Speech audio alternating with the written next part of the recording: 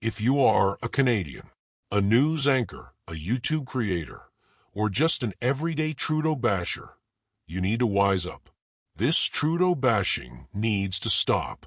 It's not in your best interests, seriously, it's not. He's not the villain you think he is. He's just not very bright or all that smart. He's just a failed drama teacher. Not the big bad wolf you thought him to be. Just a silly little coyote who never caught his road runner. Drama teacher. Drama doesn't require any knowledge of facts, truth, or reality. You know Justin didn't write the script. In front of a camera, he makes a fool of himself every time. He doesn't realize his script is lies, deceit, and bullshit written by someone else. The truth is, he's only a narcissist who couldn't count to 10 if he didn't take his shoes off. He's a great actor, and without doubt the dumbest leader of all time. So why is this important for you and me? It's because he really is not the big bad villain, and you all know it. I'll explain. He's far too stupid to think up all of those crooked misdeeds and to enact the dumbest things any leader could do to their people and country. Do you really think he took his job seriously? Come on, you know the answer. Spit out. Justin was groomed like a prized stallion for this job. He could never do it on his own. Born with a silver spoon in his mouth and the intelligence of a grade 3 dropout. Is that a criteria to be the PM of Canada?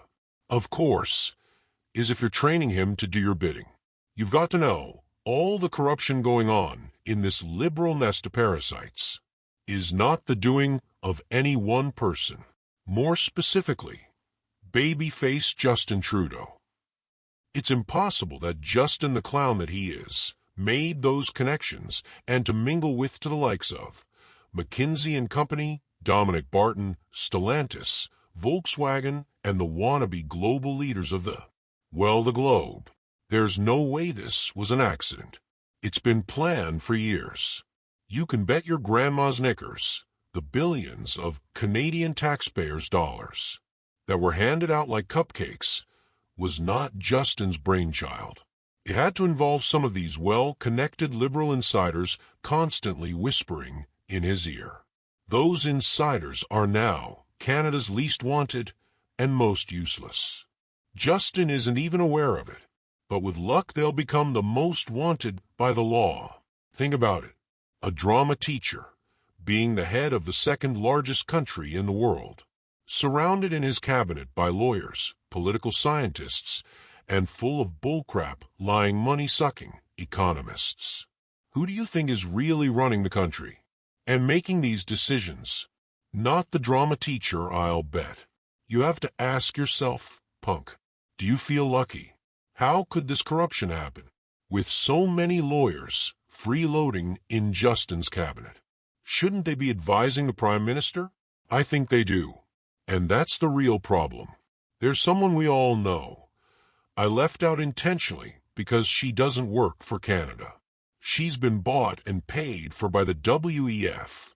Not to mention, she was a board member of the WEF. For the Liberals, Justin's grooming has paid off well, for some of them anyway. Back to the earlier question, why this is so important.